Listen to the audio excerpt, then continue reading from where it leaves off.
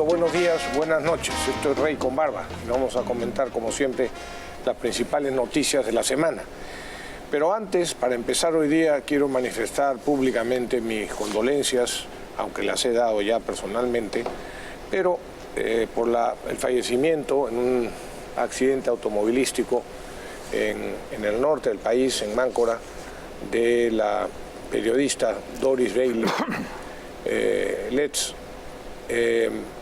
Yo soy muy amigo de la familia, ella es, para los que no sepan o tengan duda, es hermana de Jaime Bailey, en fin, de todos estos, pues son 10 hermanos, y quería simplemente reiterar mis condolencias, nuestras condolencias, por este fallecimiento lamentable. Pero estamos seguros de que Dios sabrá premiar todas las cosas que hizo buenas en su vida, Doris. También le han hecho un reportaje muy simpático en el diario El Comercio. Ella escribió durante bastante tiempo en Somos y tiene, en fin, muchos motivos para estar la familia orgullosa de ella. Que descanse en paz. Muy bien. Muy bien, doctor Barba. Amigos, mañana empieza el segundo juicio de la historia a un presidente peruano. Me refiero al señor Ollanta Humala Tazo y, claro, a su esposa. Al parecer, el testimonio del señor Graña es muy contundente y todo indica, o al menos no le auguro un buen final a esta pareja, ¿no? Y déjame decir solamente esto. La segunda noticia es Castillo. Hay Castillo. Para ser torpe, nadie le gana. Explica por qué, Rafael, por favor. Sí, efectivamente. El señor Castillo ha demostrado en muchas ocasiones de forma pública, pero también en sus declaraciones ante la Fiscalía que ha realizado esta semana, ha demostrado que tiene diferentes versiones de lo que le corresponde dependiendo del interlocutor. Tiene doble, triple, cuádruple versión de los mismos hechos, lo que hace evidente sus falsedades, sus mentiras, y además, como dice Pepe, las absurdas contradicciones en las que él mismo entra, ¿no? Con sus falsedades. Claro, el problema es que para mentir hay que pensar, y este señor piensa poco. Así que estas contradicciones lo van a llevar a otras investigaciones, deberían de llevarlo, ¿no? Como por ejemplo por falsedad genérica y por fraude procesal, porque le están mintiendo, claro, a una fiscal, ¿no? Recuerden ustedes que en su testimonio ante la Fiscalía como testigo se le pregunta, ¿no? ¿Usted se entrevistó con la lobbyista Karen López? Y él de inmediato responde, pero con seguridad impresionante, no, de ninguna manera. Y se olvidó que hace apenas unas semanas atrás, al periodista Rincón, que ahí está, ¿no? Le reconoció, sí, claro que me reuní con ella, ¿no? Esto, como dice Rafael, es evidentemente fraude procesal y falsedad genérica, ¿no? 2 clavos más en el ataúd del señor Castillo. ¿Puede poner producción la parte en que dice, sí, estuve con Karen López? A ver, ¿sí? Según las cámaras de esta investigación periodística, recibió 3 visitas registradas el 20 de octubre, el 5 y el 10 de noviembre. ¿Llegó Karen López alguna vez y la saludó por cortesía en esas fechas? Y no fueron esas visitas, son editadas y son montadas. Son montadas. Así es. Eso está en proceso de investigación y ya usted sabrá va a saber la verdad pronto. O sea, me está diciendo que la investigación periodística trató de inculparlo. Yo dejo en el espacio de la investigación. Es impresionante. Bueno, pero en fin, vayamos a lo que ha pasado durante estos días, ¿no? Miren, lo más revelador de lo que está sucediendo en el gobierno es la entrevista que el señor Cerrón le ha dado al señor Hildebrand, ¿no? Donde se descubren 3 acontecimientos que el país tiene que saber, ¿no?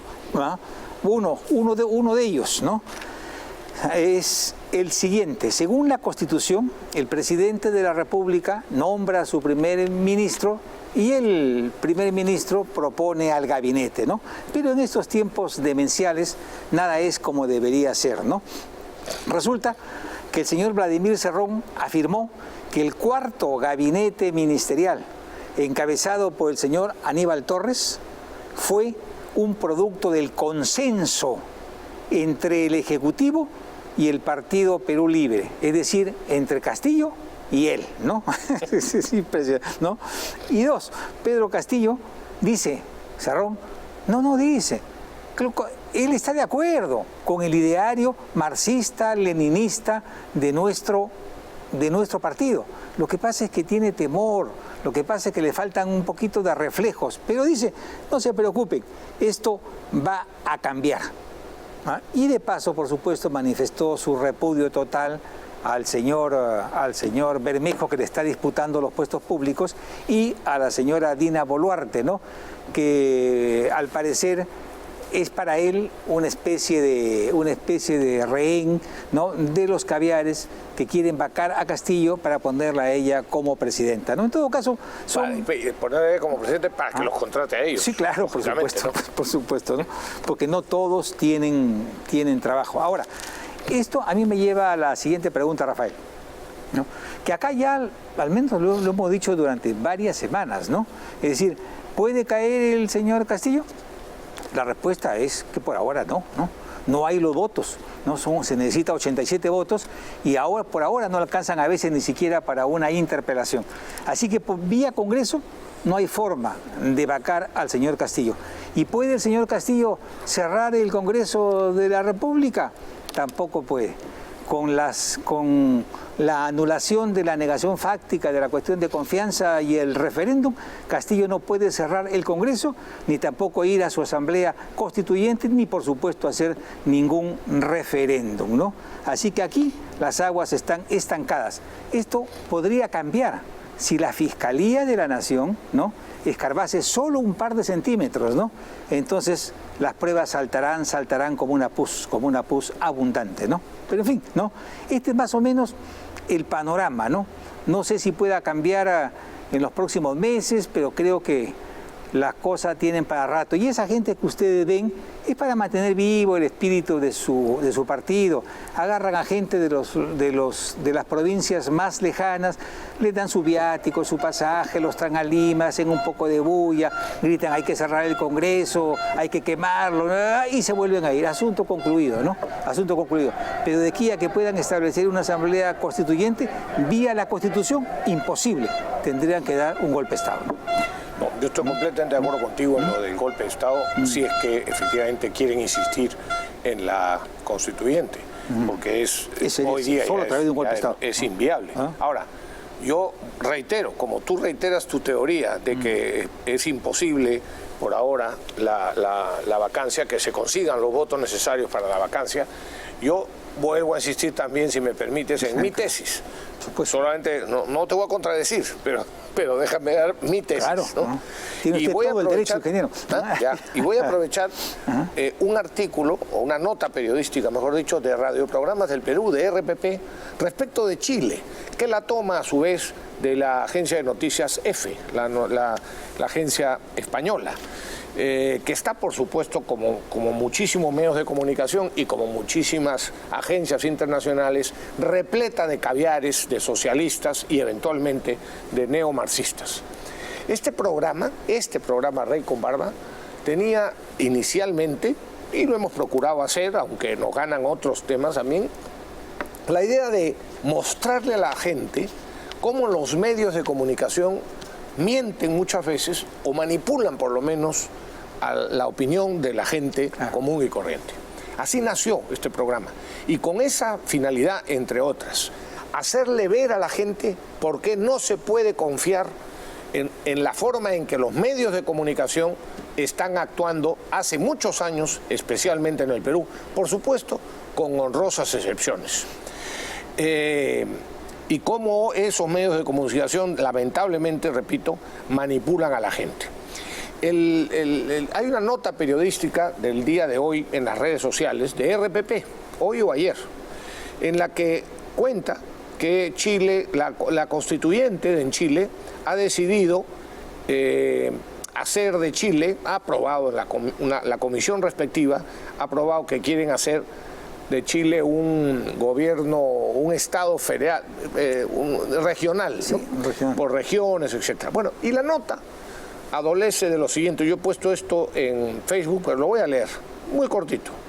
Otro ejemplo, esta nota, de cómo agencias internacionales y medios como radioprogramas del Perú manipulan y perjudican, desinformando a la opinión pública con notas periodísticas como la que sigue. La nota habla de decisión histórica, o sea, sin criticar la intrínseca demagogia que hay en la decisión esa, ¿no?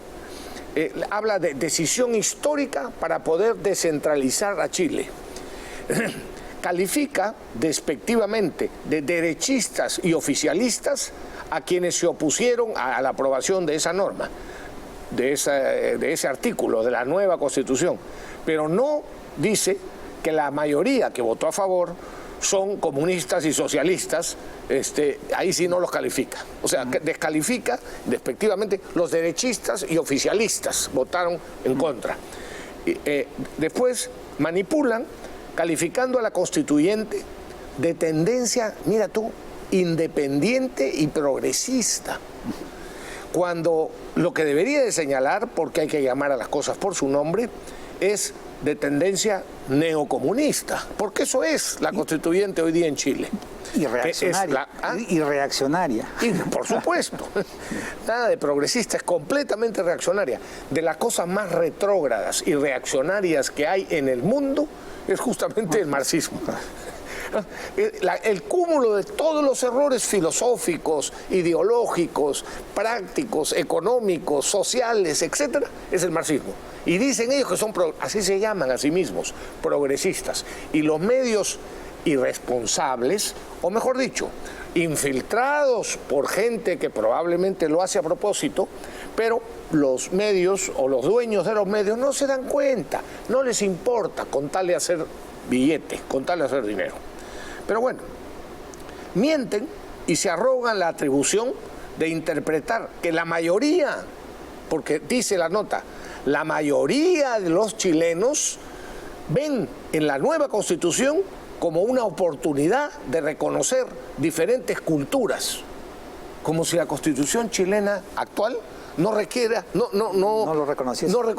las diferentes culturas que hay.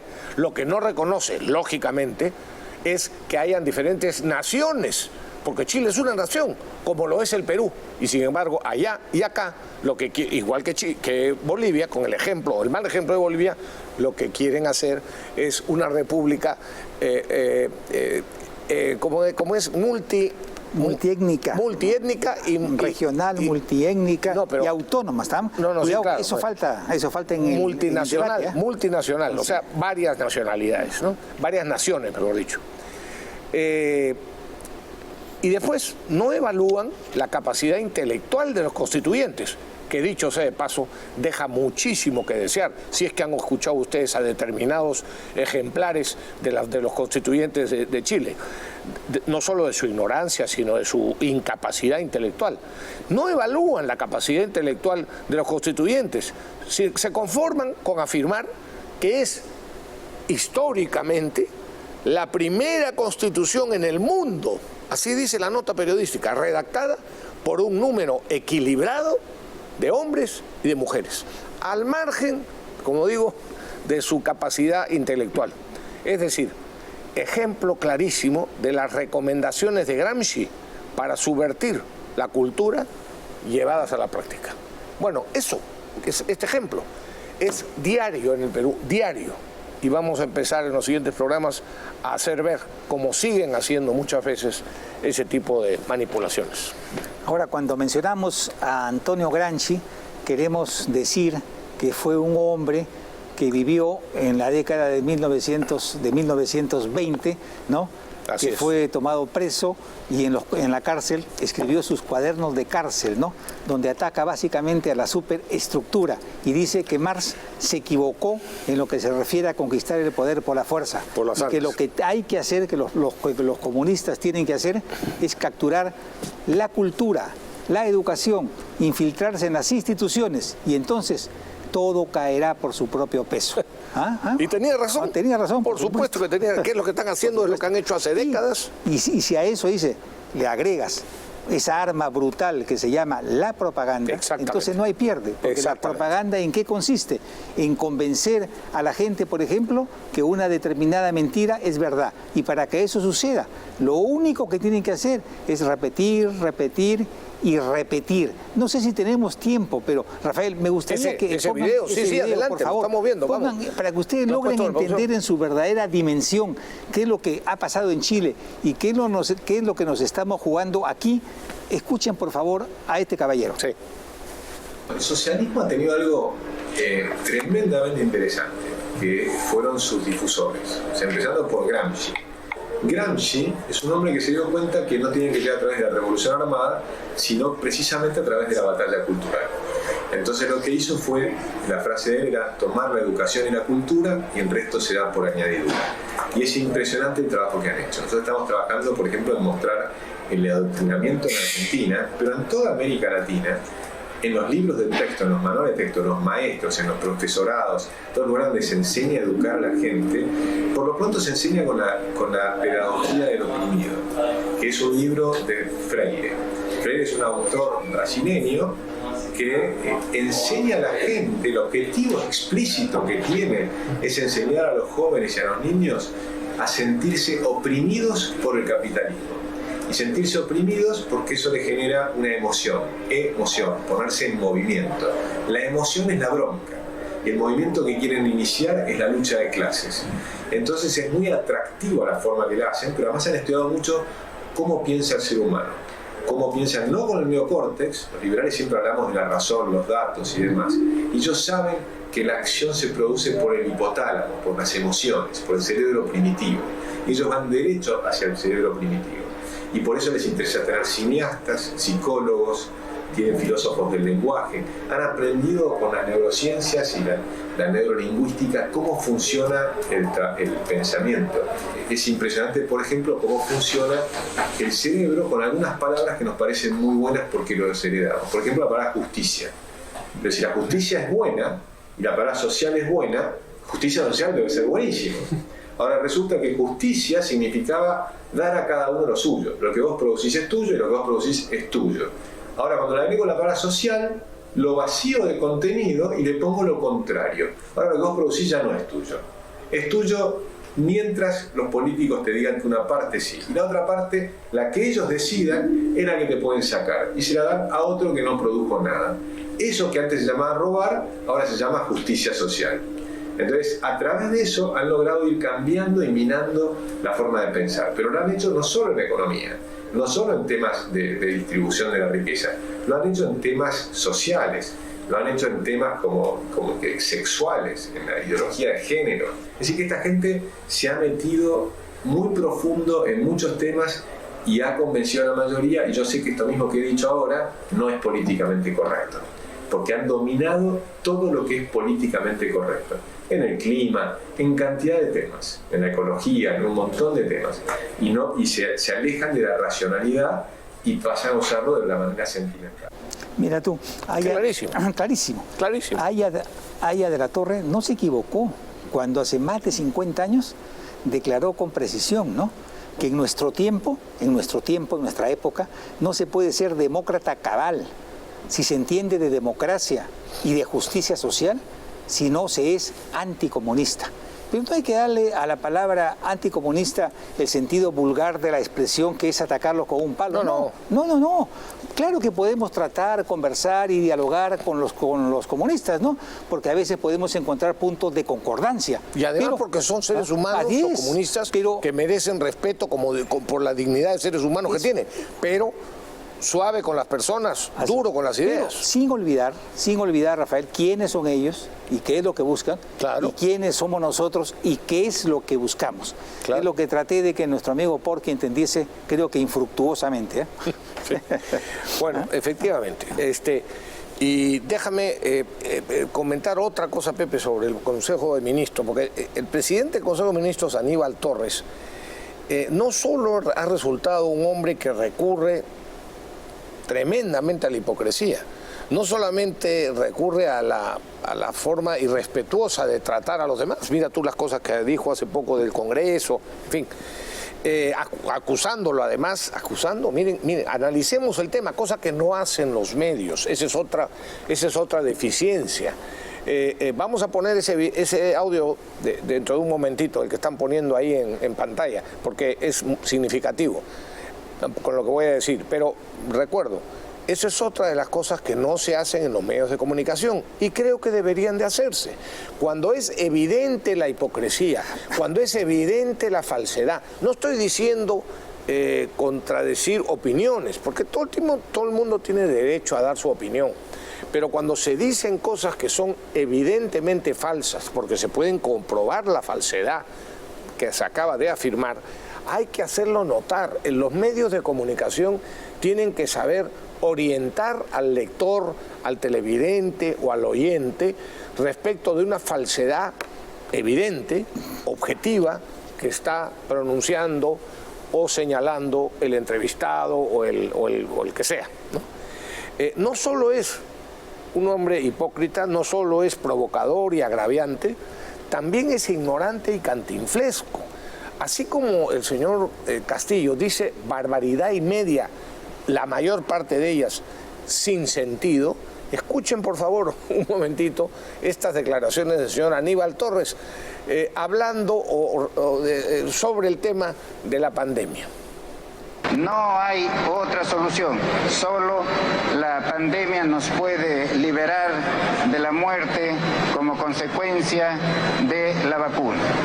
Solo la pandemia nos puede liberar de la muerte como consecuencia de la vacuna. Gracias. No hay otra solución. Dos comentarios, ¿no? Los años pasan factura. Y en segundo lugar, yo ya no lo tomo en serio al señor Aníbal. ¿Aníbal qué? Ya hasta me olvidé de Torres. Su apellido. Aníbal Torres, ¿no? Yo le tenía alguna consideración, ¿no? Pero se ha convertido en un títere. El señor Cerrón dice públicamente que él y Castillo se han puesto de acuerdo para que este señor encabece el gabinete y que entre el cupo de los ministros de su partido, sí, pues, y llenen la administración pública de indocumentados e impresentables, y este señor se presta a dirigir esta especie de ópera bufa contra el país, ¿no?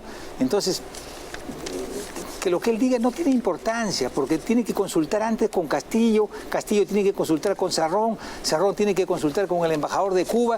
Esto es un laberinto, ¿no? Pero lo que diga el señor Torres, la verdad, tiene poco valor. Dicho sea paso, perdona Pepe, ahora que mencionas al embajador de Cuba, porque tampoco se recuerda con la insistencia con la que se debería recordar que el actual embajador de Cuba es probablemente el agitador número uno que tiene la tiranía cubana, el comunismo cubano, tratando de implementarse en América Latina, ¿no? Para que ustedes sepan quién es el Gallo Zamora, el famoso Gallo Zamora que creó el caos en Bolivia, escuchen a este brillante intelectual boliviano, ¿no? Y sabrán de qué se trata y ante qué fenómeno nos encontramos. Así es. A ver, escúchenlo, por favor. Doctor Sánchez Berzaín, siempre bienvenido al programa. Gracias. Cuéntanos qué está pasando en Perú con Pedro Castillo, 4 gabinetes en 6 meses.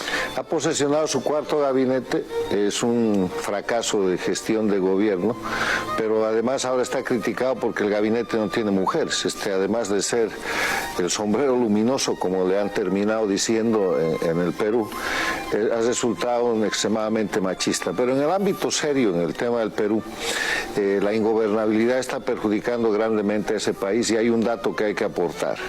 Ha llegado hace unas semanas como embajador al Perú, embajador de Cuba, el ex embajador de Cuba en Bolivia, Carlos Rafael El Gallo Zamora, con su esposa y todo su equipo. O sea que ahora va a haber gobierno en el Perú porque lo va a manejar el G2 cubano a través de este operador. Esto es serio, es muy serio porque ese es el autor de la dictadura en Bolivia que ha hecho lo que Castillo quiere hacer, constituyente, nacionalización del gas, liberación de la coca y narcoestado. Y además de eso, la experiencia que tiene el Gallo Zamora en crear conflictos, en manejar conflictos y en unificar a las fuerzas marxistas siempre divididas, fue notable en Bolivia y aquí están trabajando en ello, ¿no? No el Gallo Zamora, los asesores cubanos están haciendo un trabajo fuerte con Castillo, pero me imagino lo que deben de sufrir con Castillo cada vez que Castillo agarra el micro, es incontrolable, puede decir cualquier barbaridad, ¿no? Y los asesores más calificados, pues, no pueden si el material no ayuda, ¿no?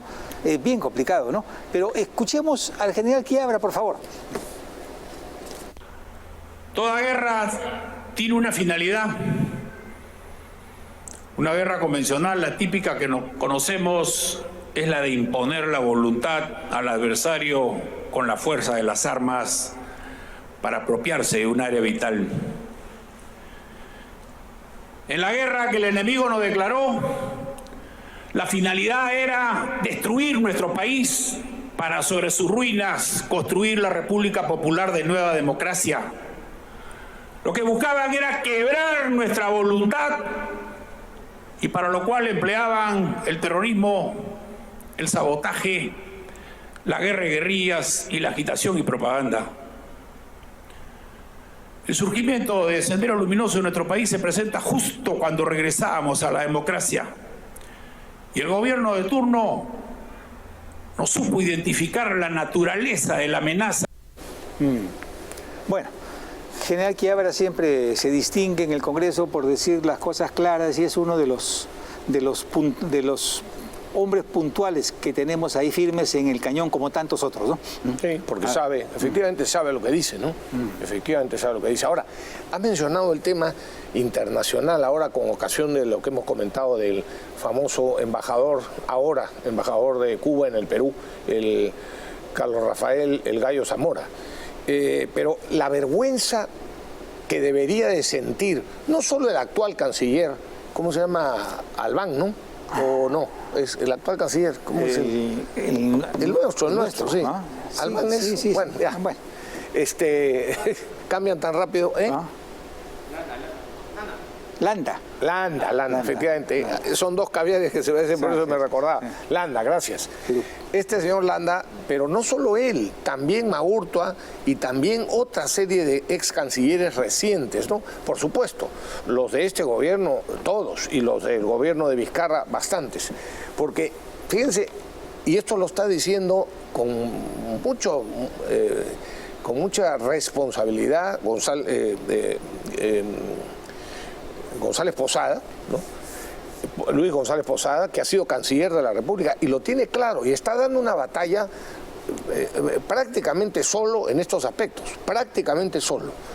Porque ha recordado, por ejemplo, no recuerdo el nombre, lamentablemente no me dio tiempo de llamarlo para recordarme el nombre del peruano, si no me equivoco, Marino, que está detenido en Venezuela, contra toda justicia y contra todos los derechos, y la Cancillería peruana no ha hecho nada y no ha dicho nada. El consulado peruano tampoco está ayudando en nada y su familia está lógicamente preocupadísima porque está detenido en la tiranía de Venezuela. Pero recuerda hace poco en un artículo Luis González Posada, que intenté tenerlo a la mano, no lo tuve, pero cuando lo leí me di cuenta, él hacía una recapitulación. Fíjense, este gobierno reabrió relaciones diplomáticas con la tiranía venezolana, que es un gobierno claramente narcoterrorista, que ha cometido delitos de lesa humanidad,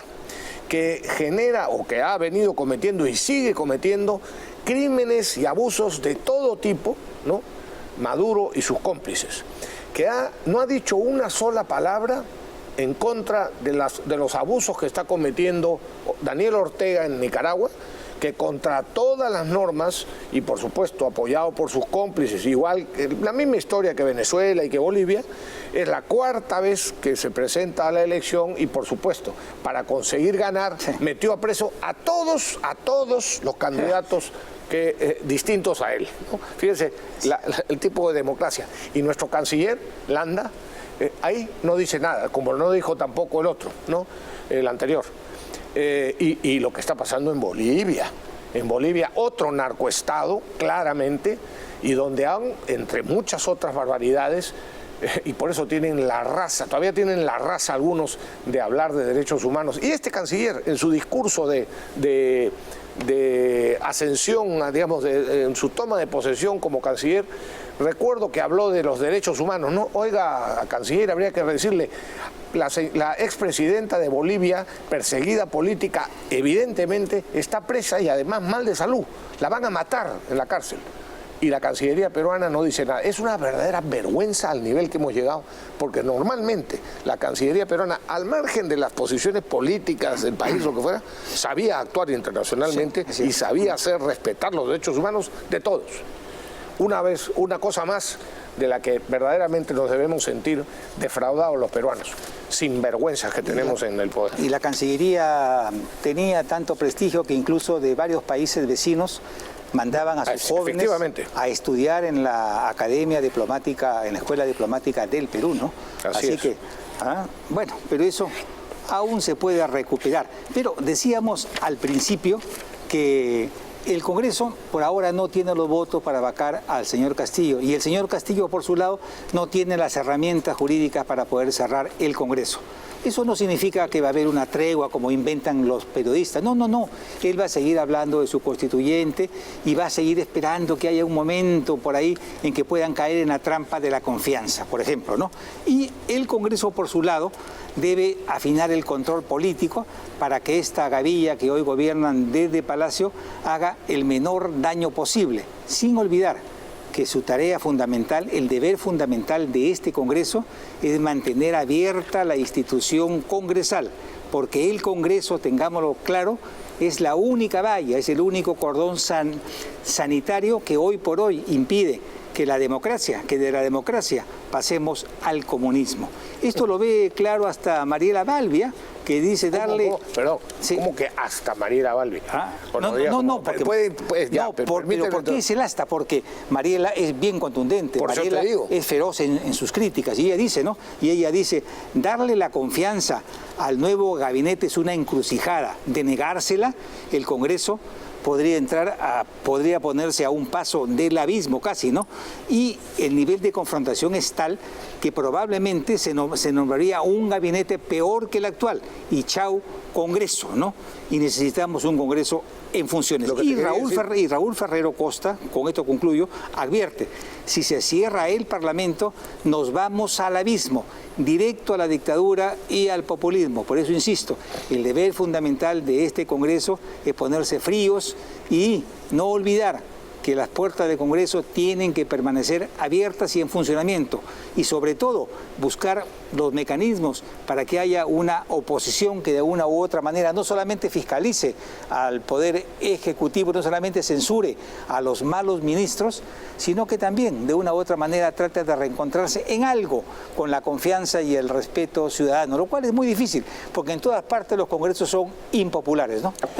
Sí, pero se pueden hacer cosas. Primero, la introducción que te hice era para aclarar, porque al decir hasta Mariela Balbi, es como diciendo hasta una persona como Mariela Balbi que no entiende, que Mariela Balbi es hoy día una de las periodistas más lúcidas, o sea, que se la está jugando con una lucidez extraordinaria. Sin ninguna duda. Bueno, yo sabía que estabas queriendo decir eso, pero por si acaso. Bueno, pero decía, el Congreso, para ganarse la confianza de la ciudadanía, debería de actuar no solo con honestidad, y por supuesto los medios deberían de contribuir para no solamente, no estoy diciendo que no lo haga, no solamente criticar las cosas, los escándalos de algunos congresistas que lamentablemente salpican al prestigio de todo el Congreso, de toda la institución y de los demás.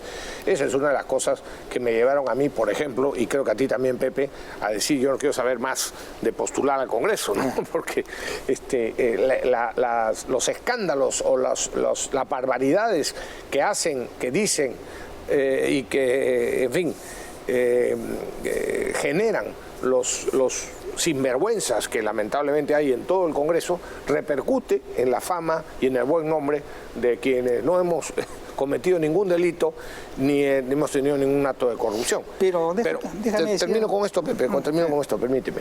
Pero la ciudadanía, digo, el Congreso también debería de actuar con más rapidez. Por ejemplo, esta estupidez, perdonen que lo diga de esa manera, la semana de representación, evidentemente que los congresistas representan y tienen que conocer las necesidades de la gente de las zonas por las que han sido elegidos, pero como si la semana de representación fuera algo intocable, y es simplemente una especie de costumbre que se ha empezado a hacer desde hace pocos años, pocos años. Y en cambio, perder, por ejemplo, una semana sin que se toque la acusación constitucional contra Zoraida Ábalos, dicho sea de paso, en un momento va a estar el doctor Pedro Chávarri, vamos a hablar sobre las acusaciones y sobre los escándalos que se han originado alrededor de Zoraida Ábalos, que si hay algún mínimo de justicia debería de terminar presa. Pero en fin, no solo destituida de la Fiscalía de la Nación, sino además presa. Pero decía, ¿cómo es posible que en la última sesión, me parece, de la Comisión de Acusaciones Constitucionales, la Subcomisión de Acusaciones Constitucionales, no se tocó el tema de Zoraida Ábalos, de la acusación y los escándalos de Zoraida Ábalos? Sí, se aprobó. Sí, claro, se aprobó. Ah, bueno. Sí, claro que sí. Bueno, entonces estoy retrasado en mi información. Pero esta semana próxima es de representación. Sí. Cuando lo que deberían es apurarse en ese tipo de cosas que son una herida mortal para el país. Igual que el tema, por ejemplo, de lo que se ha aprobado para modificar la Constitución y quitar el voto de confianza inicial de todo gabinete, que es una manera de darle más poder o digamos de poner en jaque al gobierno, al Congreso, haciéndole quemar una de sus balas de plata, como se está diciendo ahora, solo con la presentación de sinvergüenzas. O sea, es evidente que el Ejecutivo, por supuesto Cerrón, Castillo y los cubanos, están utilizando esa figura del pedido de confianza inicial del gabinete justamente para ir dando pasos y cerrar el Congreso. A ver si pisan la trampita. Pero a ver, yo no tengo una opinión de ese estilo. Yo creo que en líneas generales el Congreso está actuando bien y la oposición democrática se está comportando a la altura de sus responsabilidades con bastante decencia. Yo no estoy diciendo que no estén actuando decentemente. Lo que digo es que están dejando mucho que... Posiblemente por falta de experiencia. Está bien. Pero bueno, que escuchen pues. Pero aparte de eso, con sus virtudes y con sus defectos, este Congreso, pongo acá, ha ganado varias batallas muy importantes, como la disolución fáctica de la cual se valió Vizcarra para cerrar el Congreso y dar un golpe de Estado. Sí, claro. Esta es una batalla importantísima que ha sido ganada por este Congreso. Efectivamente. La batalla del referéndum para impedir la asamblea constituyente, ¿no? Es otra cosa bien importante que ha ganado este Congreso. Y últimamente, hace pocos días, la ley que pone requisitos a los puestos de confianza, que era algo que se requería a gritos, ¿no? Y que se hizo con los votos en contra de la bancada de Perú Libre. Y otro hecho que por lo general no se resalta, la elección de los directores del Banco Central de Reserva, muy bueno, donde se ha elegido a 3 personas de intachable trayectoria muy bueno, y con capacidad. Y yo no he visto ninguna bancada, no sé, pueden equivocarse por prisa, por falta de experiencia, pero no hay corrupción. No hay corrupción. Lo que hay es pundonor, hay tesón, hay fuerza y debe haber astucia para poder enfrentar a estos miserables, ¿no? Ahora, ese comentario tuyo me deja a mí como si estuviera diciendo yo... no, es que lo has dejado muy gaseoso. Déjame defenderme, solo por si acaso, solo para que nadie pueda decir que lo que he venido diciendo es una burla o insulto a los congresistas o que he sostenido lo contrario a lo que tú acabas de decir. Yo estoy plenamente de acuerdo contigo en el comentario que has hecho ahorita y suscribo todo lo que has dicho del Congreso. Sin embargo, sí creo que deberían de actuar con mayor rapidez en temas medulares y no quedarse, lamentablemente, en las cortinas de humo que van fabricando a montones para distraerlos, digamos, y para distraer al país. Eso es lo único que estoy diciendo. Yo reconozco las cosas positivas y además acabo de decir que los medios de comunicación no solamente debemos resaltar lo que está mal, sino también resaltar lo que está bien, cosa que acabas de hacer dando algunos ejemplos. Sin duda falta experiencia, falta astucia, pero en líneas generales el Congreso para mí va bien y es respetable. Muy Pausa, bien. amigos, ¿no? Sí, de acuerdo. Pausa y regresamos. Regresamos con el doctor Con Pedro el doctor Chávarra, Pedro Chávarra. para hablar de la Fiscalía de la Nación. Con el inmortal Pedro Chávarra.